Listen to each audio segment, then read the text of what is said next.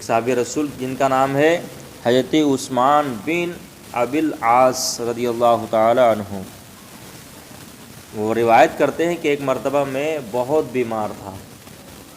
اور بیماری کیا تھی؟ بولو، بیماری کیا تھی؟ پیٹ کا درد، کہ میرے پیٹ میں بہت درد تھا اور ایسا لگ رہا تھا کہ یہ درد میری جان لے لے گا۔ اتنی تکلیف مجھے ہو رہی تھی پیٹ کے درد سے۔ روایت بیان کرتے ہیں کہ رسول اللہ صلی اللہ تعالیٰ علیہ وسلم میرے پاس میں عیادت کو آئے۔ عیادت کس کو بولتے ہیں؟ ہاں، کس کے بولو؟ عیاد، یعنی بیمار کو دیکھنے جانے کے لیے اس کو کیا بولتے ہیں؟ عیادت۔ آپ کے وہاں کوئی آئے تو اگر کوئی گھر میں بیمار ہے تو کس لیے آتا ہے؟ عیادت کرنے، اس کو کیا بولتے ہیں؟ عیادت۔ تو رسول اللہ صلی اللہ تعالیٰ علیہ وسلم حضرت عثمان بن ابی العاص صحابی جو ہیں ان کو دیکھنے کے لیے گئے۔ روایت بیان کرتے ہیں جب دیکھنے کے لیے میرے پاس میں آئے، عیادت کو آئے، اور مجھے درد بہت زیادہ ہو رہا تھا، بہت تکلیف تھی۔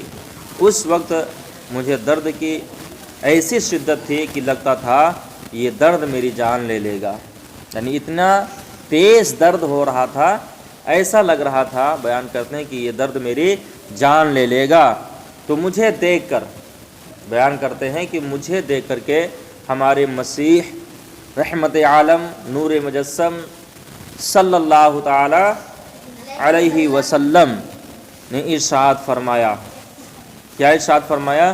کہ تم درد کی جگہ پر 7 مرتبہ اپنا ہاتھ پھیرو۔ کیا فرمایا؟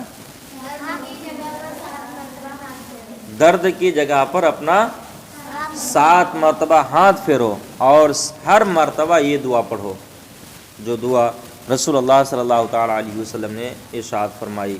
یعنی کہ 7 مرتبہ جب درد کی جگہ کے اوپر ہاتھ پھیرا جائے گا اور 7 مرتبہ دعا پڑھی جائے گی، تو وہ دعا اللہ کے محبوب صلی اللہ تعالیٰ علیہ وسلم نے جو فرمائی وہ یہ ہے، اعوذ، لکھ لو دل کا تمہارا، اعوذ بعزت اللہ و قدرتہ من شر ما اجد و احاذر۔ یہ مصطفیٰ کریم صلی اللہ تعالیٰ علیہ وسلم نے دعا بتائی۔ اس کا ترجمہ یہ ہے، میں اس درد کے شر سے جو مجھے ہے اور جس سے ڈر رہا ہوں، یعنی مضطر ہوں، اللہ کی عزت و قدرت کی پناہ لیتا ہوں۔ راوی کہتے ہیں، کون؟ صحابی جنہوں نے اس کو بیان کیا ہے، کہتے ہیں کہ تو میں نے وہ دعا پڑھی جو رسول اللہ صلی اللہ تعالیٰ علیہ وسلم نے مجھے بتائی، جس کا ابھی میں نے آپ حضرات کو ورد کر کے بتایا، 7 مرتبہ پڑھی۔ اللہ تعالیٰ نے اپنے کرم سے اور کلمات مبارکہ کی برکت سے وہ درد دور فرما دیا تھا۔ کیا؟ وہ درد دور فرما دیا جو مجھے تھا۔ تو یہ دعا جو یہاں پہ تحریر ہے اور جو بتایا گیا، یہ دعا رسول اللہ صلی اللہ تعالیٰ علیہ وسلم نے بیان فرمائی ہے، اور رسول جو کہہ دیں وہ برحق ہے نا۔ تو اس دعا کو اگر کوئی یاد کر لے گا، اور جس جگہ کے اوپر درد ہو رہا ہو، جس جگہ کے اوپر درد ہو رہا ہو، ہاتھ میں درد ہو، کمر میں درد ہو، پیر پہ درد ہو، پیٹ میں درد ہو، سر میں درد ہو، کہیں پر بھی درد ہو، بس اس دعا کو 7 مرتبہ ہاتھ پھیر کر کے پڑھ دو، انشاءاللہ رب العزت درد کی جو درد میں کمی آئے گی، درد ختم ہو جائے گی۔ اور 1 مرتبہ ہاتھ پھیرے دعا پڑھیں، ہاتھ پھیرتے ہوئے پھر دعا پڑھیں، اس طریقے سے 7 مرتبہ کرنا ہے۔ سمجھ گئے؟ یہ دعا ہے، اس کو یاد کر لینا، ابھی لکھ لینا اپنی اپنی کاپیوں میں، اس کے بعد میں یاد کر لینا، بہت کام آنے والی یہ دعا ہے۔ اور دوستو، جیسا کہ سبھی ہم جانتے ہیں کہ مصطفیٰ کریم صلی اللہ تعالیٰ علیہ وسلم نے جو ہم اور آپ کو سکھایا ہے، اس کے اوپر ہر مسلمان عمل کرتا ہے کہ نہیں کرتا ہے؟ ہر مسلمان عمل کرتا ہے، خواہ وہ کیسا ہی کیوں نہ ہو، وہ گنہگار ہی کیوں نہ ہو، لیکن جب بھی اس کو اللہ اس کے رسول کی یاد آتی ہے تو وہ ضرور اس کی بارگاہ میں جھکتا ہے آ کر کے۔ ٹھیک، ایک کہانی میں آپ کو بتاؤں جو ایسے ہیں کہ جن کو اللہ نے مال دے دیا اور وہ غرور کرتے ہیں، غریبوں کو ستاتے ہیں، پریشان کرتے ہیں، اللہ اس کے رسول کا خوف ان کے دل کے اندر نہیں ہے، تو ان کا حشر کیا ہوتا ہے اور ان کی جان کی قیمت کیا ہوتی ہے۔ ایک بادشاہ بہت ہی مغرور تھا، اپنی سلطنت میں وہ رعایا کے اوپر ظلم کیا کرتا تھا، رعایا کو پریشان کیا کرتا تھا، سارے پولیس والے جو اس کے فوجی تھے سب اس سے پریشان تھے، پوری رعایا اس سے پناہ مانگتی تھی، اتنا وہ ظلم و ستم اپنی رعایا کے اوپر کرتا تھا۔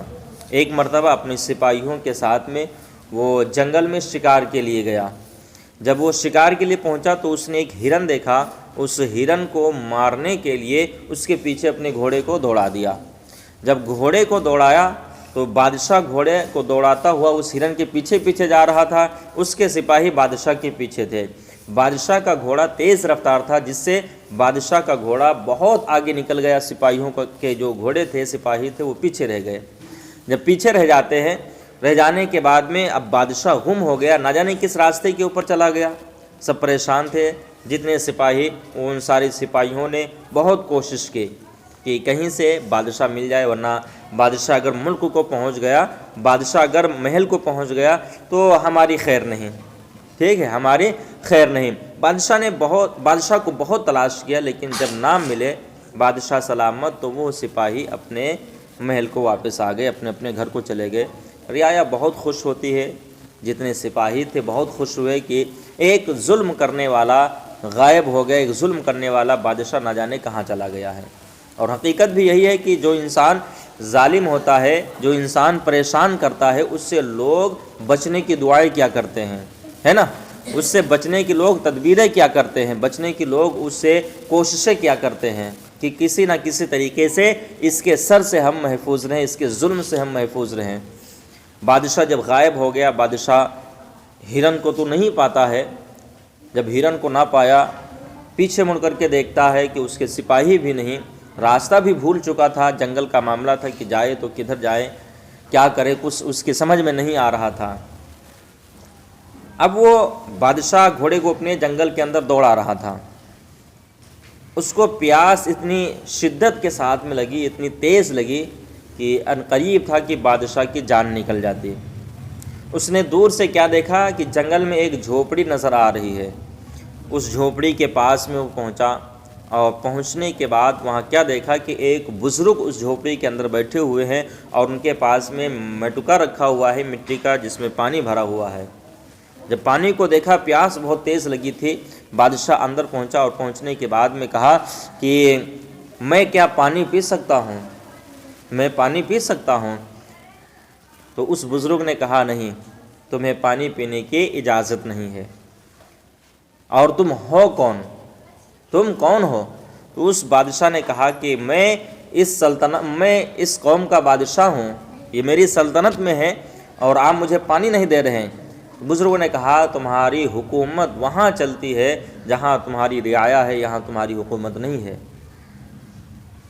جب بادشاہ اتنا سنتا ہے، اس کی جان نکلی جا رہی تھی، اگر پانی نہ ملا تھوڑی دیر کے لیے تو بادشاہ اس دنیا سے چلا جائے گا۔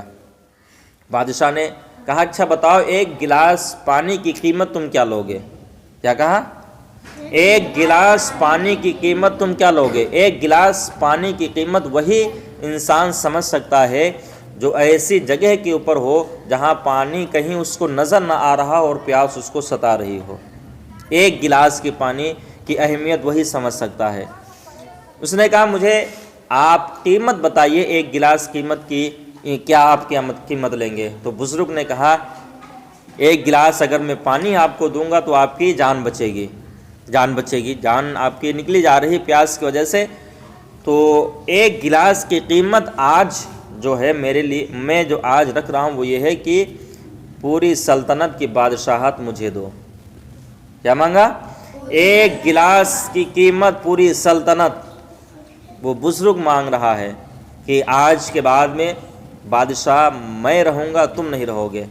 اگر آج میں نے تم کو پانی دے دیا تو آج کے بعد میں بادشاہ میں، تم بادشاہ نہیں۔ ایک گلاس کی قیمت۔ بادشاہ کو جان بچانی تھی، اور حقیقت بھی جہاں جان کے لالے پڑ گئے ہوں وہاں انسان اپنی دولت کو لٹا دیا کرتا ہے، کیونکہ کسی نہ کسی طریقے سے جان بچ جائے۔ دولت تو آتی جاتی رہتی ہے، عہدے آتے جاتے رہتے ہیں، کسی کے پاس میں آج ہے تو آج وہ اترا رہا ہے، کل دوسرے کے پاس میں ہوگی۔ بادشاہ سوچتا ہے چلو جان بچ جائے گی، اور یہ بادشاہت جاتی ہے تو جانے دو۔ بادشاہ نے فوراً کہا ٹھیک ہے، پوری سلطنت میں تمہارے نام کرتا ہوں، بس مجھے ایک گلاس پانی دے دو تاکہ میری جان بچ جائے۔ اس بزرگ نے ایک گلاس پانی دیا، بادشاہ نے ایک گلاس پانی پیا، اور پانی پینے کے بعد اس کی جان میں جان پڑی۔ جان میں جان پڑی، تھوڑی دیر آرام کرنے کے بعد میں کہا کہ اب آپ بادشاہ ہیں اور میں اب جا رہا ہوں۔ تو اس بزرگ نے بڑی ہی پیاری بات کہی اور کہا کہ جس حکومت کی قیمت ایک گلاس پانی ہے، کیا؟ ایک گلاس پانی، جس حکومت کی قیمت ایک گلاس پانی ہے، اس حکومت کو میں لے کر کے کیا کروں گا؟ جو اللہ والے ہوتے ہیں، جو بزرگ ہوتے ہیں، وہ قوم کو سدھارنے کے لیے آتے ہیں، بادشاہ جو بگڑے ہوئے ہیں ان کو سمجھانے کے لیے، سدھارنے کے لیے آتے ہیں۔ کہا ایک گلاس پانی کی قیمت، میرے پاس میں نہ جانے کتنا پانی رکھا ہے، ایک گلاس کے پانی کی قیمت پوری سلطنت ہے، تو میں اس سلطنت کو کیا کروں گا؟ میں اس سلطنت کو کیا کروں گا؟ اگر پانی نہ ملتا تو تمہاری جان چلی جاتی۔ بادشاہ جب اتنا سنتا ہے بڑا شرمندہ ہوا، اپنی غلطی مانگتا ہے اور کہتا آج کے بعد میں کسی پر بھی ظلم نہیں کروں گا، کسی کو پریشان نہیں کروں گا۔ اچھی نیت کے ساتھ میں بادشاہ واپس ہوا، اپنی رعایا کے پاس میں آیا، اور رعایا پہ جو ظلم و ستم کرتا تھا اس کی معافی چاہی، اور پھر رعایا خوشحال رہنا شروع کر دیتی ہے۔ تو مطلب بتانے کا آپ کو یہ حکایت یہ ہے کہ جو بھی ظلم کیا کرتا ہے، ظلم کرتا ہے، وہ سوچ لے کہ آخر ایک دن ایسا آئے گا کہ ہم مٹ جائیں گے، صرف ہماری جو یادیں ہیں لوگوں کے اندر وہ باقی رہیں گی، اور گناہ ہمارے جو ہیں ان کو یاد کر کر کے لعنت بھیجتی رہے گی دنیا۔ سمجھ گئے؟ ایک گلاس کی قیمت پوری سلطنت۔ تو دولت کے چکر میں کبھی بھی کوئی بھی نہ پڑنا، ٹھیک؟ تم لوگ خیال کرنا، ابھی یہ ساری چیزیں ہم آپ کو بتا رہے ہیں، ایک دن یہ ساری باتیں تم سب کو یاد آئیں گی، ٹھیک ہے؟ ایک دن یاد آئیں گی، حقیقت بتا رہے ہیں، چاہے 10 سال کے بعد میں یاد آئیں، یاد ضرور آئیں گی کہ ہاں مولانا صاحب نے جو بتایا تھا صحیح بتایا تھا۔ کبھی بھی دولت کے بارے میں سوال نہ کرنا، دعا مانگتے رہنا، دعا مانگنا چاہیے کہ یا اللہ نیک اور پاک و صاف دولت عطا فرما، حرام کاموں سے دور رہے، حرام طریقے سے پیسے نہ کمائے، اور اپنے گھر والوں کے لیے اچھی دعائیں کرتے رہیں، ٹھیک ہے؟ تو سب سے پہلے میں نے کیا آپ کو بات بتائی؟ پیٹ درد کی دعا، حدیث سے رسول اللہ صلی اللہ تعالیٰ علیہ وسلم نے جو فرمایا اس سے میں نے بتایا ہے آپ لوگوں کو۔ اور دوسری جو حکایت میں نے آپ کو سنائی، یہ کہانی کیسی لگی؟ اچھا بتاؤ، اچھی لگی کہ نہیں اچھی لگی؟ اچھی لگی؟ چلو خیر، آج کے بعد میں پھر ایک کہانی تم کو کل سنا